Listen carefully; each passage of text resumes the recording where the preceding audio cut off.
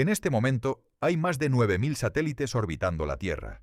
Llevan tu señal de GPS, transmiten tus llamadas telefónicas, predicen el tiempo, espían a otros países y transmiten televisión a millones de hogares. Todos están cayendo.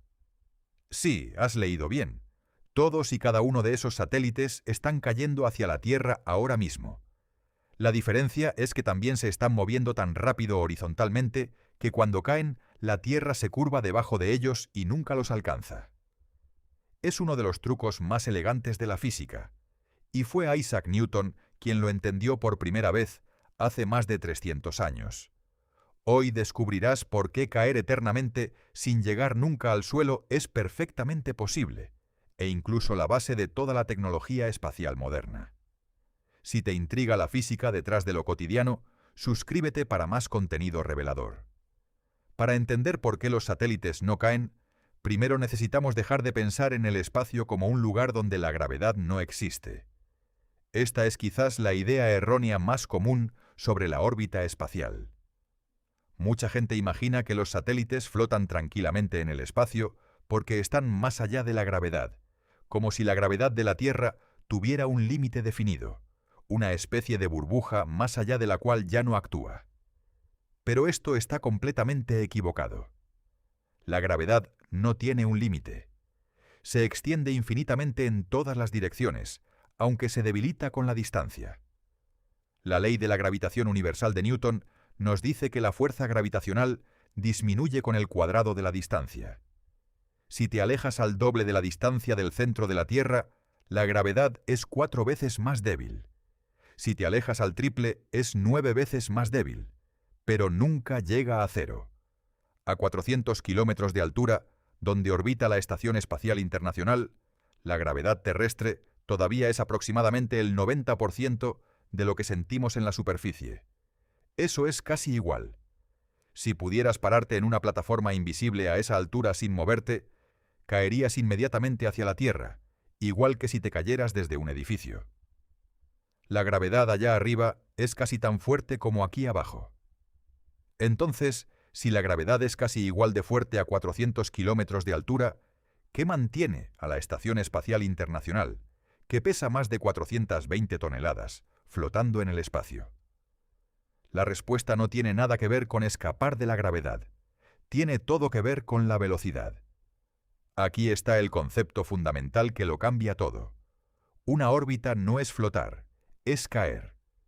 La diferencia crucial es que mientras caes, también te estás moviendo horizontalmente a una velocidad tan enorme que la curvatura de la Tierra se aleja debajo de ti exactamente tan rápido como caes hacia ella. Déjame explicarte esto con un experimento mental que Isaac Newton describió brillantemente en su obra Principia Mathematica en 1687. Imagina que estás en la cima de una montaña tan alta que su pico está por encima de la atmósfera. Tienes un cañón y disparas una bala horizontalmente. Con poca potencia la bala sale, viaja horizontalmente, pero la gravedad la jala hacia abajo y aterriza a unos pocos kilómetros de distancia. Usas más pólvora. La bala viaja más lejos antes de aterrizar. Más pólvora. Más lejos aún.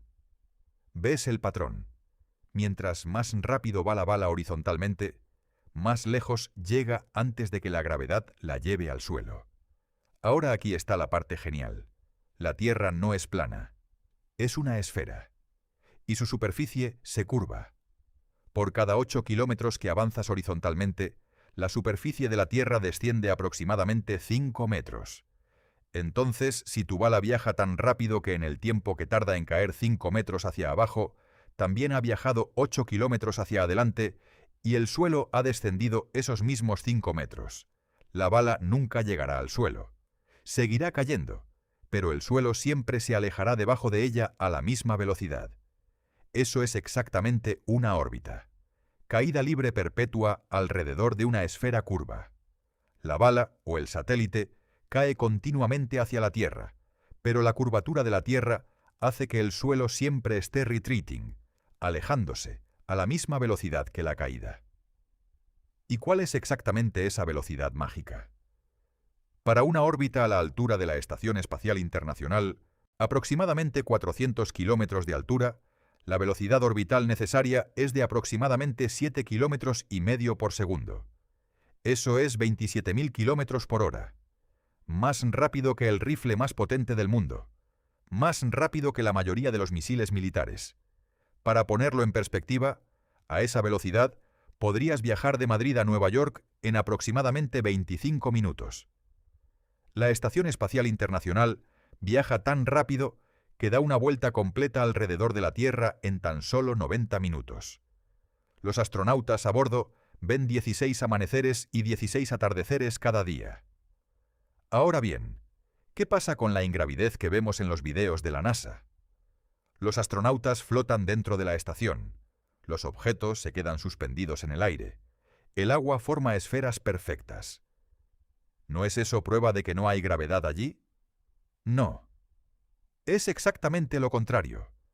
La ingravidez que experimentan los astronautas no es la ausencia de gravedad.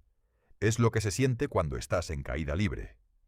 Cuando caes libremente, sin que nada detenga tu caída, no sientes tu propio peso porque todo a tu alrededor también está cayendo exactamente igual que tú. Piensa en un ascensor cuya cuerda se rompe. Mientras el ascensor cae libremente, las personas dentro experimentan ingravidez momentánea. Pueden flotar brevemente antes de que el ascensor golpee el fondo. Lo mismo sucede con los astronautas, excepto que en órbita. La caída libre es continua y nunca hay un fondo que golpear porque la Tierra siempre se curva debajo de ellos. Esta es una de las ideas más profundas y contraintuitivas de la física.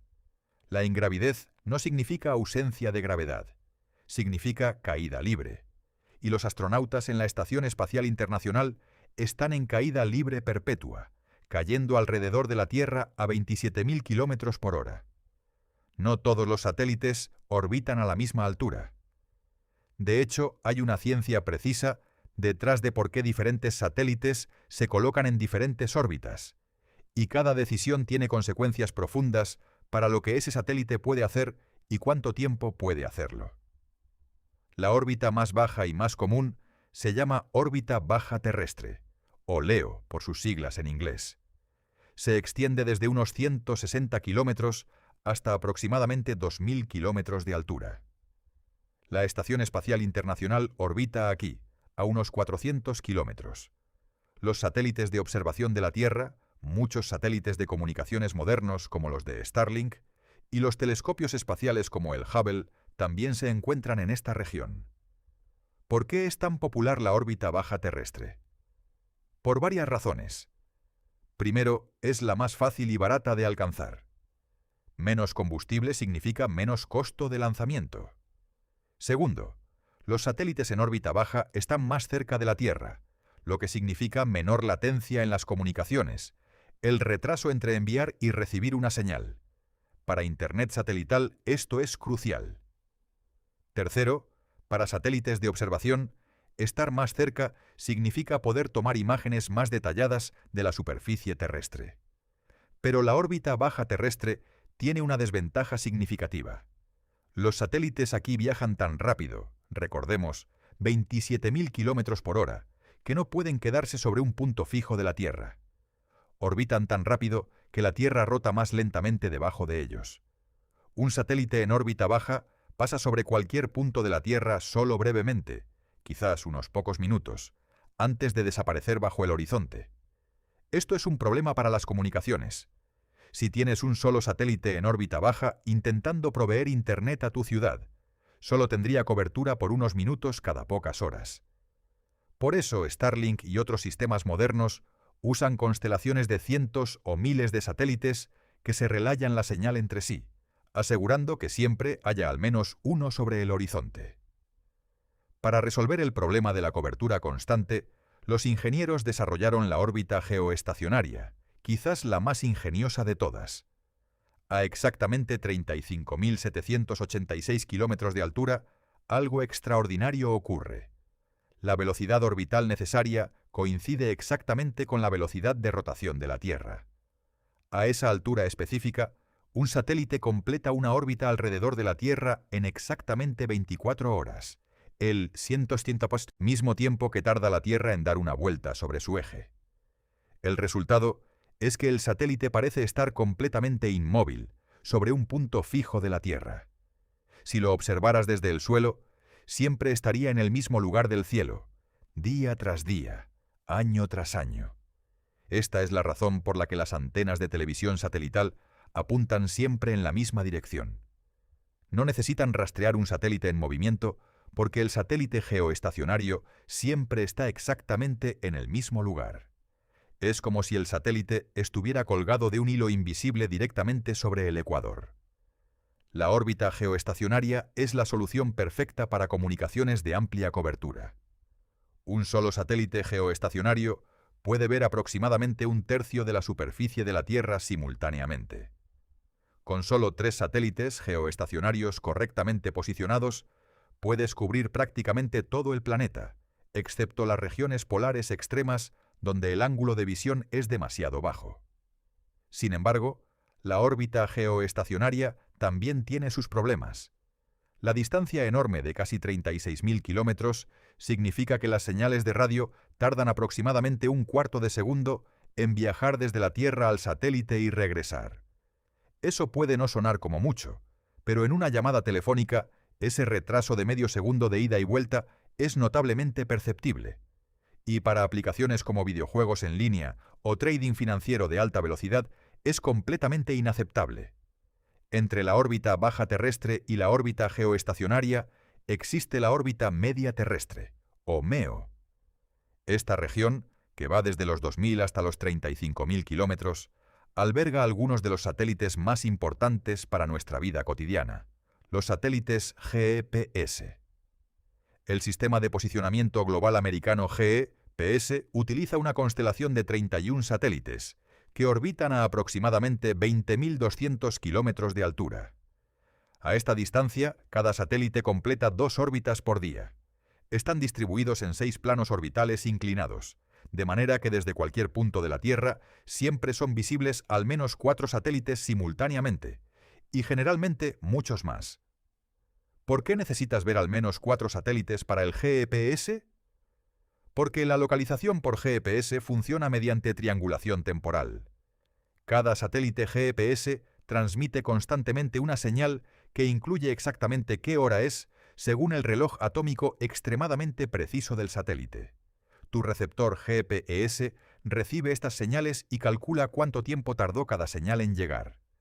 Como las señales viajan a la velocidad de la luz, el tiempo de viaje indica la distancia al satélite. Con 3 satélites puedes determinar tu posición en 2 dimensiones. Con 4 o más, también puedes determinar tu altitud y corregir pequeños errores en el reloj de tu receptor. La precisión del GPS moderno es increíble. Puede determinar tu posición con un margen de error de solo unos pocos metros, y los sistemas militares y científicos avanzados pueden llegar a centímetros. Pero aquí hay algo que mucha gente no sabe. El GPS no funcionaría sin la relatividad de Einstein.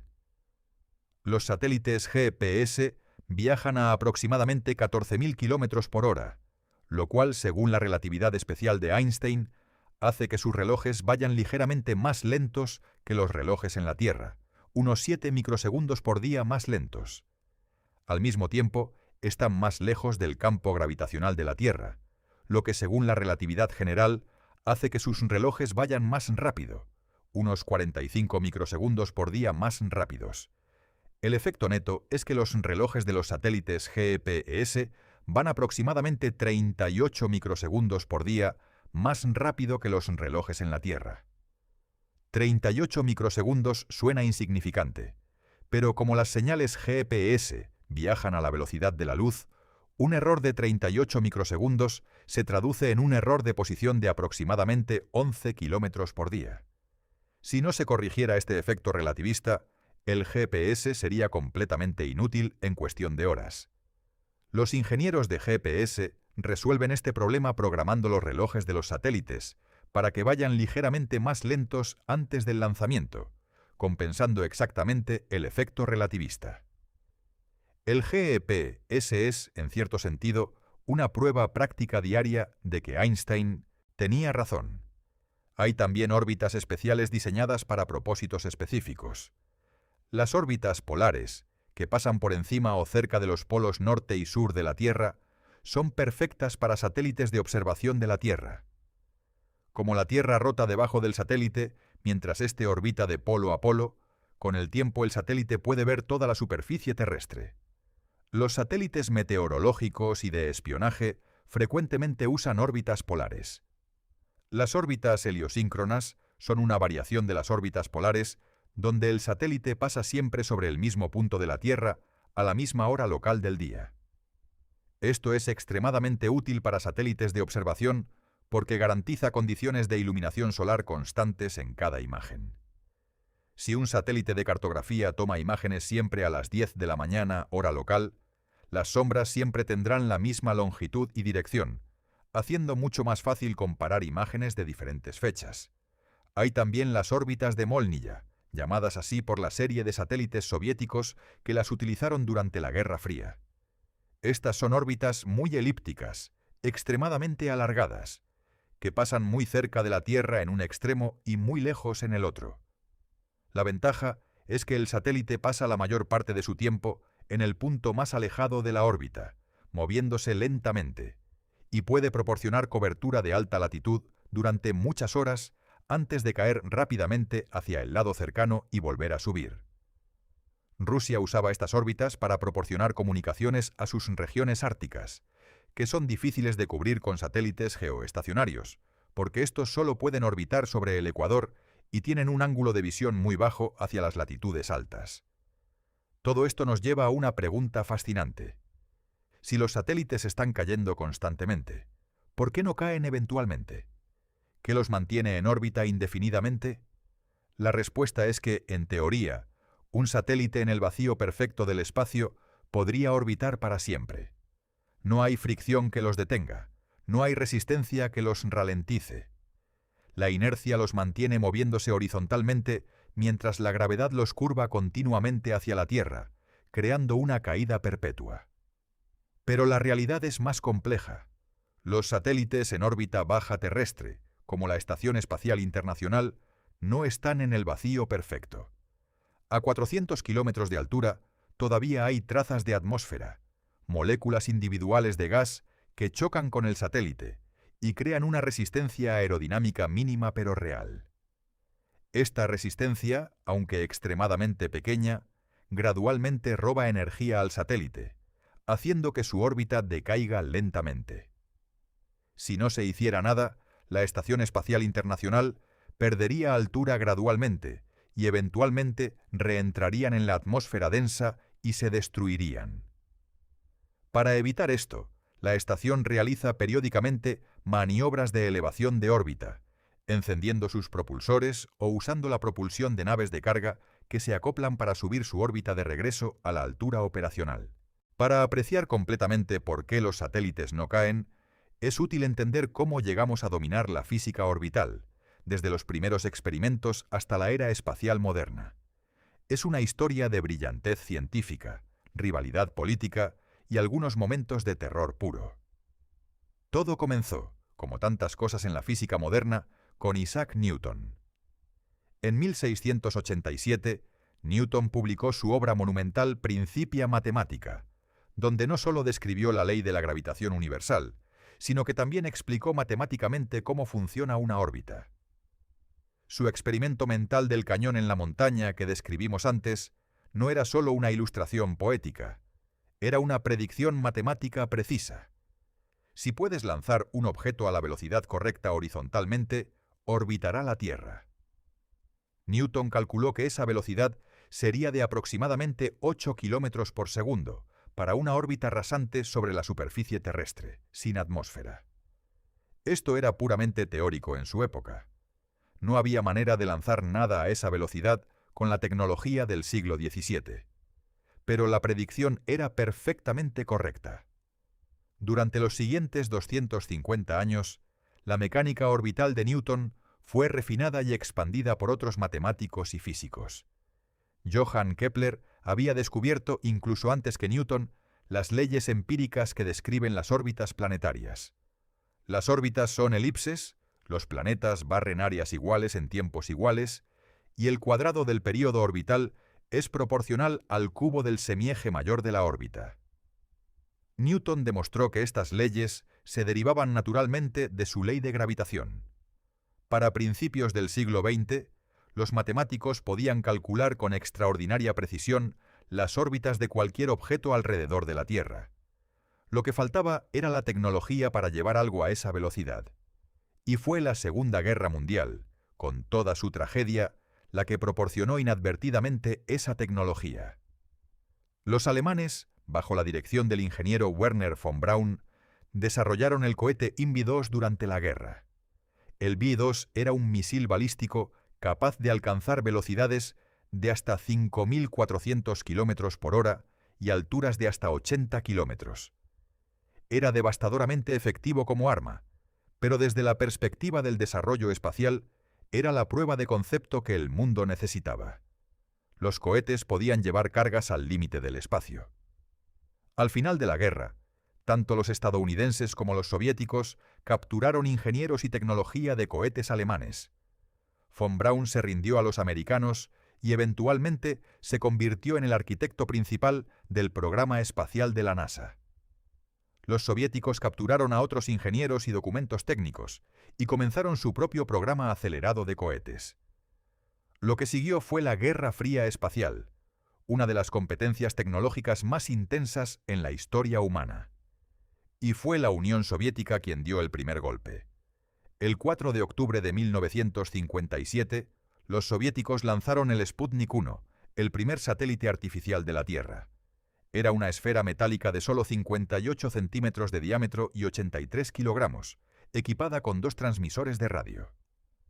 El impacto psicológico en Occidente fue enorme. De repente, una potencia enemiga tenía un objeto que pasaba sobre el territorio americano cada 90 minutos. El bip-bip de la señal de radio del Sputnik, captada por radioaficionados en todo el mundo, era un recordatorio constante de que la Unión Soviética había llegado primero al espacio. El Congreso americano entró en pánico. La Casa Blanca se alarmó. Nació la NASA. El Sputnik demostró en la práctica lo que Newton había predicho en teoría casi 300 años antes.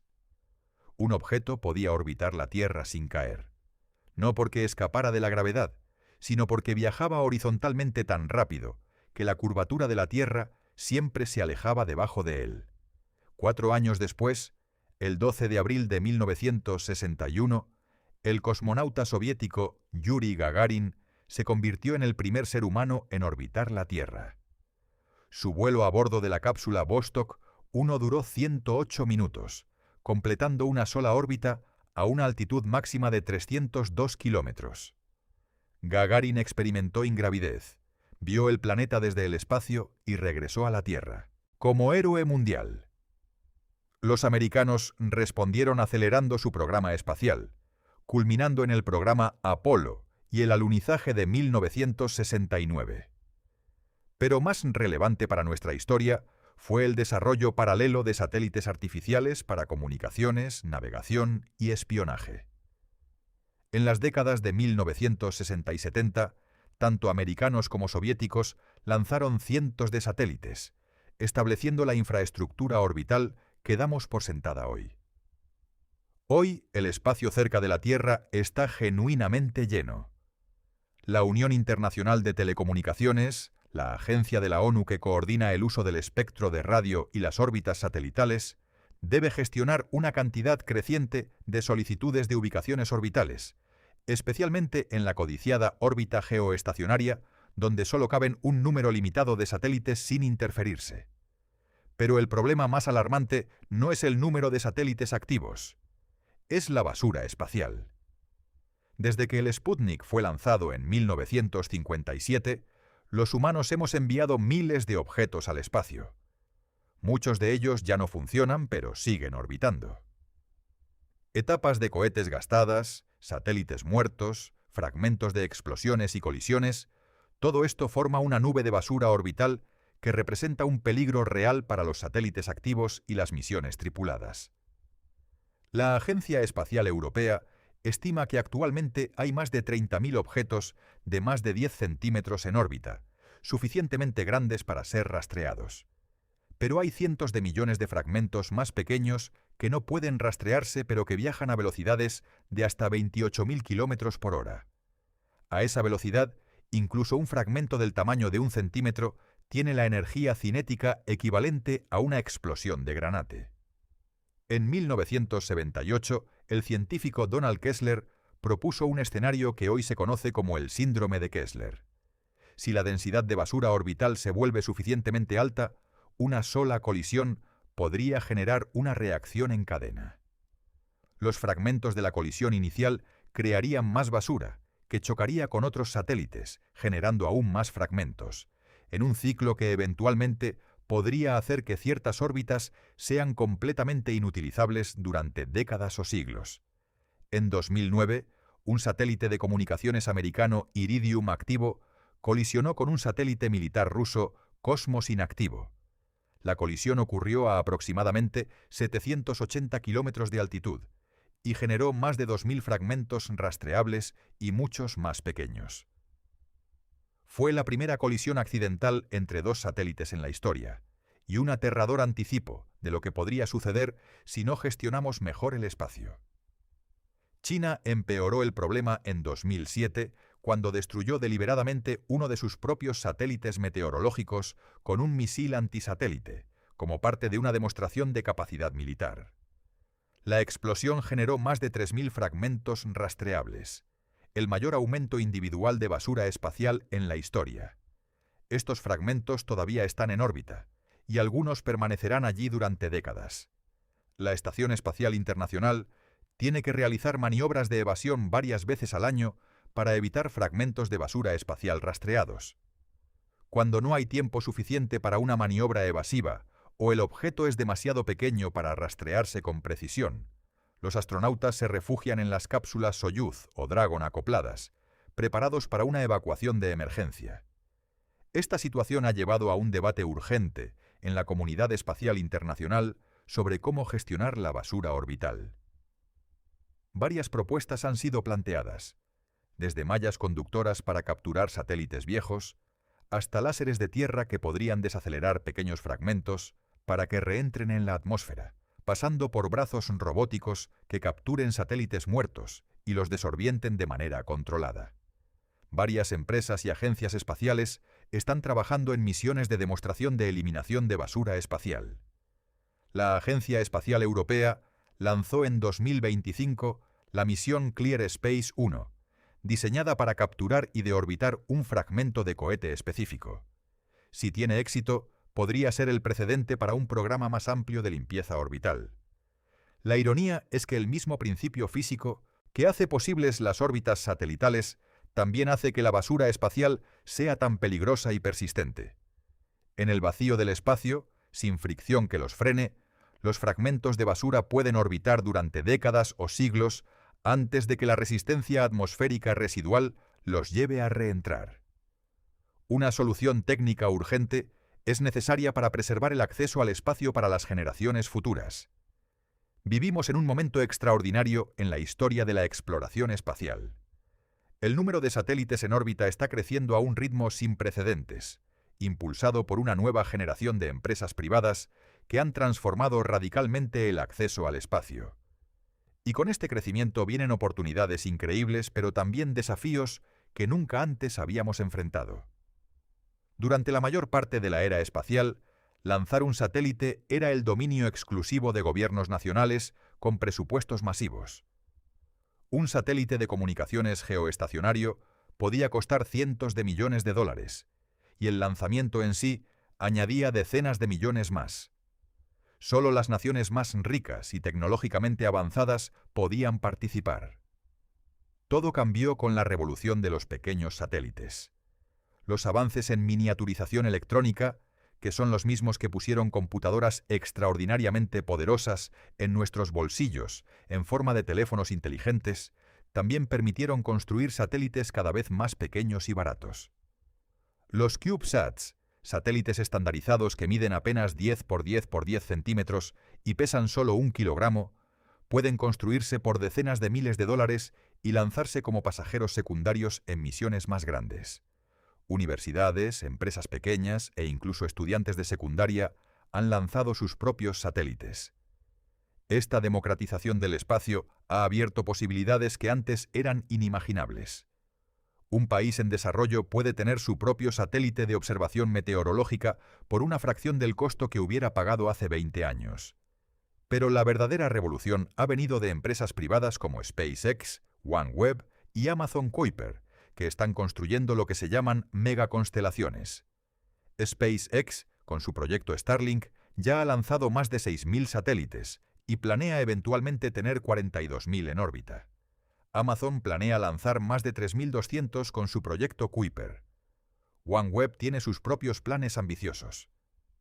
El objetivo de estas megaconstelaciones es proporcionar Internet de banda ancha de alta velocidad y baja latencia a cualquier punto del planeta. Las regiones rurales remotas que nunca han tenido acceso a Internet confiable, comunidades en África subsahariana, islas del Pacífico, zonas montañosas de Asia Central, todo el mundo podría eventualmente estar conectado. Las implicaciones para el desarrollo humano son enormes.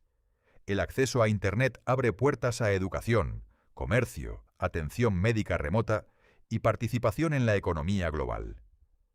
Un agricultor en una zona rural podría acceder a información sobre precios de mercado en tiempo real, técnicas agrícolas modernas o predicciones meteorológicas precisas. Un niño en un área remota podría acceder a los mismos recursos educativos que cualquier estudiante en una gran ciudad. Pero las megaconstelaciones también han generado controversia significativa. Los astrónomos profesionales se han quejado de que los satélites Starlink, especialmente en sus primeras órbitas antes de elevarse a su altitud operacional, crean cadenas de puntos brillantes que contaminan las imágenes de los telescopios terrestres. Para observatorios que intentan detectar objetos débiles y distantes, estos satélites brillantes que cruzan el campo de visión pueden arruinar exposiciones que tardaron horas en acumularse. SpaceX ha respondido a estas críticas desarrollando versiones de sus satélites con recubrimientos más oscuros y orientaciones que minimizan su brillo. Pero la comunidad astronómica sigue preocupada, especialmente a medida que el número de satélites en órbita continúa creciendo. El cielo nocturno, que durante milenios ha sido un recurso compartido de toda la humanidad, está siendo fundamentalmente alterado. Hay también implicaciones militares y geopolíticas significativas. Los satélites son ahora absolutamente fundamentales para las operaciones militares modernas. Las comunicaciones, la navegación, la inteligencia, la vigilancia, el reconocimiento, todo depende de los satélites. Esta dependencia ha convertido a los satélites en objetivos militares de alta prioridad, y múltiples países han desarrollado capacidades antisatélite. Durante el conflicto en Ucrania, que comenzó en 2022, los satélites Starlink de SpaceX jugaron un papel crucial, proporcionando comunicaciones a las fuerzas ucranianas en el campo de batalla. Esto demostró de manera dramática cómo los satélites privados pueden tener implicaciones militares y geopolíticas directas, un territorio completamente nuevo que los marcos legales internacionales apenas están comenzando a abordar. El Tratado del Espacio Exterior de 1967, el principal marco legal internacional para el espacio, fue redactado en una era donde solo los gobiernos tenían acceso al espacio. No fue diseñado para el mundo de las megaconstelaciones privadas y los satélites militarmente relevantes operados por empresas comerciales.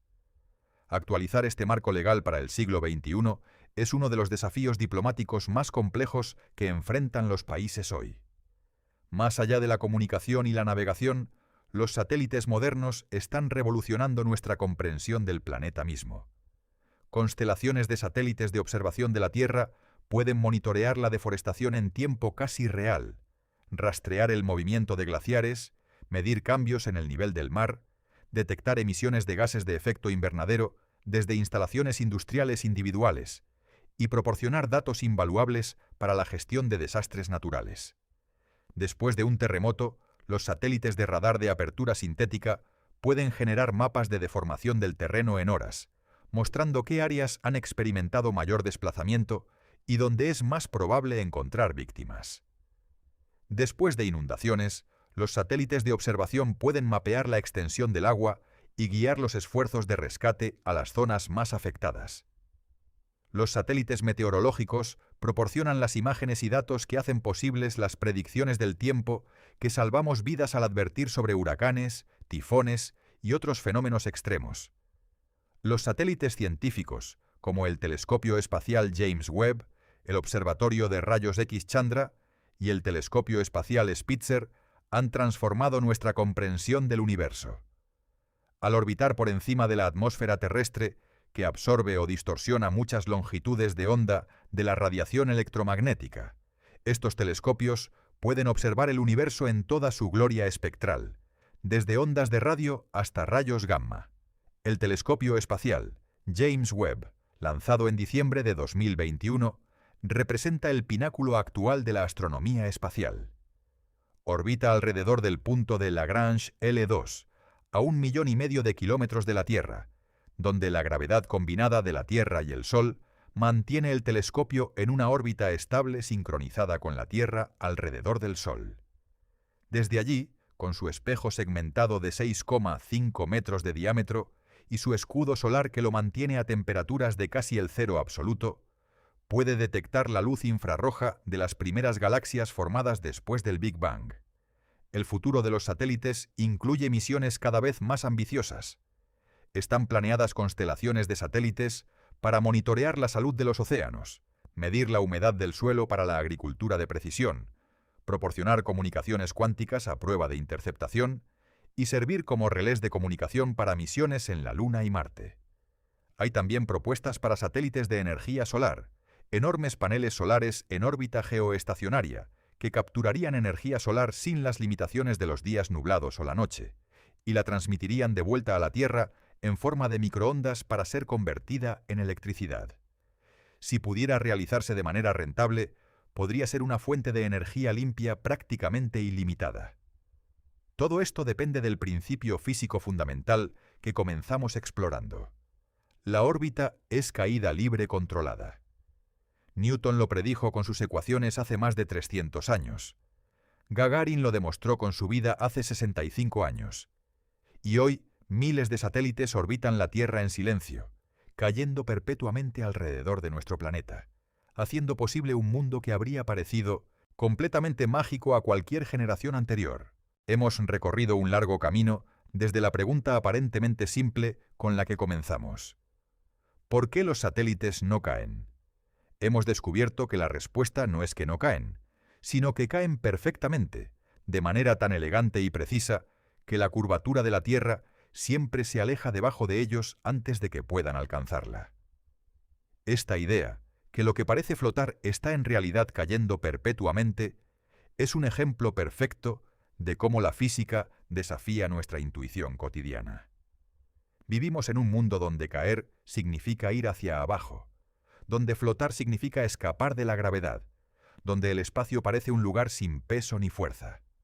Pero la realidad es mucho más sutil y hermosa que esas percepciones superficiales. La órbita es quizás el concepto más elegante de toda la mecánica clásica. Es el equilibrio perfecto entre dos tendencias opuestas: la inercia que quiere llevar al satélite en línea recta hacia el espacio y la gravedad que quiere tirarlo hacia la Tierra. Ninguna gana, ninguna pierde. El resultado es una danza perpetua, una curva cerrada que se repite indefinidamente, una caída que nunca termina porque la Tierra siempre se curva para alejarse. Newton vio esto con su mente antes de que ningún ser humano pudiera verlo con sus ojos. Esa capacidad de la mente humana para entender la realidad a través de la matemática, para predecir fenómenos que aún no hemos observado, para descubrir leyes que gobiernan todo desde una manzana cayendo hasta galaxias en órbita, es una de las cosas más extraordinarias sobre nuestra especie. Pensemos por un momento en la escala de lo que hemos logrado. Hace apenas 70 años, ningún objeto fabricado por el hombre había salido jamás de la atmósfera terrestre. Los cohetes eran armas de guerra, no vehículos de exploración. La idea de un satélite artificial era ciencia ficción.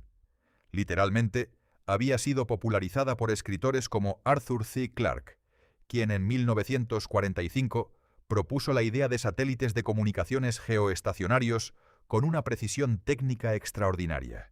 Y sin embargo, en el espacio de una sola generación, pasamos de ningún satélite a miles. De no poder lanzar nada al espacio a tener una estación espacial permanentemente habitada. De no saber qué había más allá de nuestra atmósfera a haber enviado sondas a cada planeta del sistema solar y más allá. Este ritmo de progreso tecnológico no tiene precedente en la historia humana, y ha sido posible gracias a una comprensión profunda de principios físicos que Newton describió hace más de 300 años. Las leyes que gobiernan las órbitas de los satélites son exactamente las mismas que gobiernan las órbitas de los planetas. Son universales, inmutables y extraordinariamente precisas. Hay algo profundamente satisfactorio en saber que cuando tu teléfono calcula tu posición mediante GPS, está usando la misma física que Newton describió al ver caer una manzana. Que cuando un satélite de observación toma una imagen de un huracán en el Atlántico, está aplicando las mismas leyes que Kepler descubrió estudiando el movimiento de los planetas.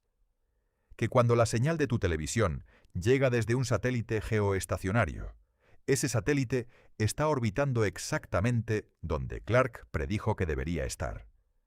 Los satélites también nos han dado algo que no podíamos tener antes, una perspectiva externa de nuestro propio planeta. Las imágenes de la Tierra desde el espacio han transformado nuestra comprensión de dónde vivimos. Hemos visto la delgada línea azul de la atmósfera que nos protege, increíblemente frágil contra el negro infinito del espacio. Hemos visto los continentes moverse, imperceptiblemente lento desde el suelo, pero verificablemente real gracias a los satélites GPS que miden el movimiento tectónico con precisión milimétrica. Hemos visto los glaciares retroceder, los desiertos expandirse, los bosques desaparecer y a veces recuperarse. Los satélites nos han dado evidencia irrefutable del cambio climático, datos objetivos que no dependen de ninguna agenda política o nacional. Cuando los satélites de medición de altimetría láser muestran que las capas de hielo de Groenlandia y la Antártida están perdiendo miles de millones de toneladas de hielo cada año, eso no es una opinión. Es física aplicada. Esta capacidad de observar nuestro planeta desde afuera, de verlo como un sistema completo más que como una colección de naciones y ecosistemas separados, ha sido quizás el regalo más profundo que los satélites nos han dado. Ha contribuido al nacimiento del movimiento ambientalista moderno, a la comprensión de que los problemas ambientales no respetan fronteras nacionales, y a la emergencia de una perspectiva verdaderamente global sobre los desafíos que enfrentamos como especie. Hay también una dimensión democrática en la revolución satelital que a menudo se pasa por alto. Los satélites GPS hacen que la navegación precisa esté disponible para cualquier persona con un teléfono inteligente, sin costo adicional. Los satélites meteorológicos proporcionan predicciones del tiempo que salvan vidas en todo el mundo, independientemente de la riqueza del país. Los satélites de comunicaciones han permitido que personas en algunas de las regiones más remotas del mundo tengan acceso a información, educación y conectividad con el resto de la humanidad. Por supuesto, persisten desigualdades. El acceso a Internet satelital todavía tiene un costo que está fuera del alcance de muchas personas en los países más pobres. Las capacidades de observación y las tecnologías militares basadas en satélites están concentradas desproporcionadamente en unos pocos países ricos. Y los beneficios económicos de la industria espacial, que ya supera el valor de 400 billones de dólares anuales, no se distribuyen equitativamente. Pero la tendencia es hacia una mayor democratización. Los costos de lanzamiento están cayendo dramáticamente. SpaceX ha reducido el costo de llevar 1 kilogramo a la órbita baja terrestre de más de $10.000 a menos de 3.000, y sigue trabajando para reducirlo aún más. Cuando el transporte al espacio sea tan barato como el transporte aéreo hoy, las posibilidades se multiplicarán exponencialmente. Mirando hacia el futuro, los satélites serán fundamentales para algunos de los desafíos más importantes que enfrentará la humanidad. La transición a energías renovables requerirá una gestión más sofisticada de las redes eléctricas, que dependerá de datos satelitales en tiempo real. La seguridad alimentaria en un mundo con cambio climático requerirá agricultura de precisión impulsada por observaciones satelitales. La respuesta a pandemias y otras crisis globales de salud será más efectiva con monitoreo satelital de movimientos de población y cambios ambientales. Y más allá de la Tierra, los satélites serán los primeros exploradores de mundos que eventualmente queremos visitar en persona. Las sondas orbitales alrededor de Marte, Europa, Titán y otros objetivos de exploración son, en esencia, satélites de otros cuerpos celestes. Aplican exactamente los mismos principios físicos que Newton describió, solo que orbitando objetos diferentes con diferentes masas y tamaños. Cuando la humanidad finalmente establezca presencia permanente más allá de la Tierra, ya sea en la Luna, en Marte o en algún lugar aún más distante, las comunicaciones, la navegación y el monitoreo entre esos asentamientos y la Tierra dependerán de satélites. La infraestructura orbital que estamos construyendo hoy es literalmente la base de nuestro futuro como especie interplanetaria.